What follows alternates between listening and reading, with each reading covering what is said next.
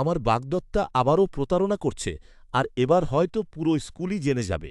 আমরা ৮ বছর ধরে একসাথে আছি। আমাদের একটা মেয়ে আছে যে সেই প্রাথমিক বিদ্যালয়ে পড়ে যেখানে আমার বাগদত্তা কাজ করে। এটা একটা দুঃস্বপ্ন। এর আগেও একবার অন্য এক শিক্ষকের সাথে এমনটা ঘটেছিল। তখন গুঞ্জন দাবানলের মতো ছড়িয়ে পড়েছিল। আমার মেয়ে খুব বিভ্রান্ত আর কষ্ট পেয়েছিল। ওকে ওই পরিস্থিতির মধ্য দিয়ে যেতে দেখে আমার খুব খারাপ লেগেছিল। তারপর কয়েক রাত আগে আমার বাগদত্তার ফোনটা অনবরত ভাইব্রেট করছিল। আমি মেসেজগুলো চেক করলাম। সে তার আরেকজন সহকর্মীর সাথে কথা বলছিল। সে দাবি করছে যেটা কেবলই একটা এখন আবেগীয় ব্যাপার। আমার কাছে এটা ইতিমধ্যেই একটা চরম বিশ্বাসঘাতকতা। কিন্তু সবথেকে খারাপ দিকটা কি জানেন? সে আমার সামনেই মিথ্যে বলছে। সে জোর দিয়ে বলছে যে ওই লোকটা কেবলই একজন বন্ধু।